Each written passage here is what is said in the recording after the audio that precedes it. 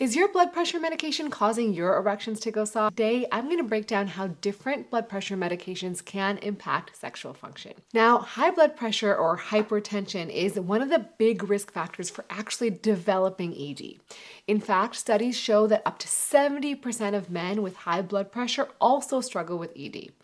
And this is because high blood pressure damages the blood vessels, and that then affects blood flow, not just to the heart, but overall throughout the whole body and specifically in the penis. And when you can't get good blood flow to the penis, it's very difficult to get and keep an erection. Interestingly, high blood pressure can also affect sexual function in women. It's actually linked to decreased vaginal lubrication, reduced orgasm, and increased pain during sex, likely again for similar reasons of decreased blood flow. So no matter who you are, having poor blood pressure can really take a toll on your sex life. Now the issue here is that while we want to treat your high blood pressure so we can improve your erections and your sexual function, the medications that are used to treat high blood pressure can sometimes also cause ED. So it's really important to find the medication that works best for you in reducing your blood pressure without having those sexual side effects, because we don't want you skipping your blood pressure medication just in favor of erections. Because ultimately, in the big scheme of things, you will notice that those erections will get weaker and weaker as your blood pressure goes unchecked. So before I get into it, I just want to ask you a quick favor. If you guys have watched my channel before, listened to the podcast, and you're not subscribed, do me a favor and do it right now. Guys, only 20% of you who watch the channel are actually subscribed. And guys, it's free, zero cost, easy way for you to support the channel and help us grow. Now, specifically, certain blood pressure medications have been shown to worsen sexual dysfunction. Now, which ones?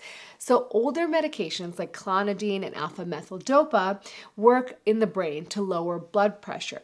But by doing so, they decrease something called sympathetic outflow. And when you don't have any sympathetic outflow, it means your body has a difficult time increasing your blood pressure and your heart rate. When you think about arousal, heart rate goes up. And one of the ways your body and your brain know that you're aroused is because it sees your heart rate go up. So sometimes when you have a medication that causes a decreased heart rate by whatever mechanism, your brain then can't perceive arousal the same way. And then you have difficulty with erections. Another class of medications that sometimes has issues is diuretics, like thiazides or hydrochlorothiazide.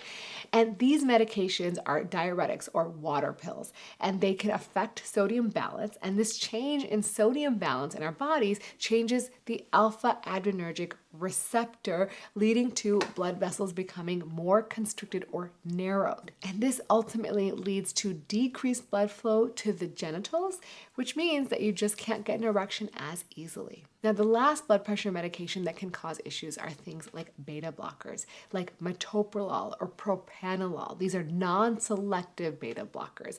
And by blocking the beta receptors, they can cause a decrease in heart rate, again, affecting arousal and libido.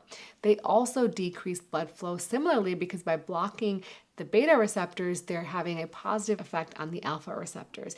And again, they're having decreased blood flow. In one study, they found that men taking the beta blocker propranolol had a significantly higher rate of erection problems compared to those who were not on any blood pressure meds. Now, the good news is that if beta blockers work for you, there are more selective beta blockers like carvedilol or nebivolol, which seem to have less of a negative impact. But not all blood pressure medications are bad. Some actually have a neutral or even a beneficial effect. Drugs like angiotensin-converting enzyme inhibitors or ACE inhibitors or angiotensin receptor blockers or ARBs and certain calcium channel blockers have been associated with maintaining or even improving sexual health in hypertensive patients or patients with high blood pressure. Now, the reason for this is that these medications improve blood flow and the function of the cells that line the blood vessels, or the endothelial cells. So by supporting the blood vessels, they're actually counteracting some of those negative effects that high blood pressure has on sexual function. So bottom line, what medications are the best options if you're dealing with high blood pressure and erectile dysfunction?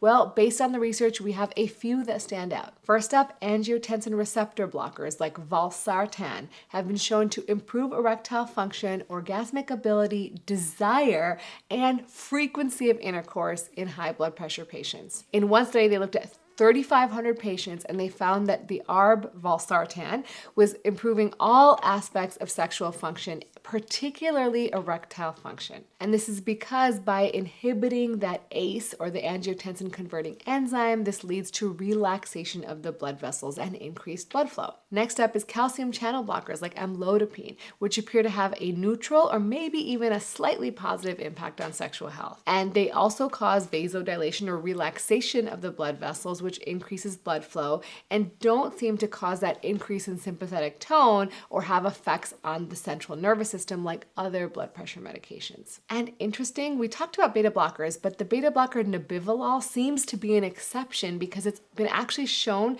to have slight improvements in erectile function. And this may be because it boosts nitric oxide production. And if you're new here, nitric oxide is the ignition for erections, and you need a lot of that around to be able to have good erections. And of course, it increases blood flow. But before just resorting to medications, it's really important to realize that lifestyle factors play a huge role in high blood pressure and sexual dysfunction. Things like being overweight or obese, being inactive physically, smoking, using alcohol to excess, all of those things can contribute to both conditions, as well as diet. So making changes like losing weight, exercising regularly, quitting smoking, God, please quit smoking, because smoking will destroy your erections, can actually improve sexual function in both men and women. And ultimately, if you do those changes with a medication, you're gonna have even better results. Bottom line, this connection between high blood pressure and sexual dysfunction is a bit complex because high blood pressure leads to issues with sex, and medications that we use to treat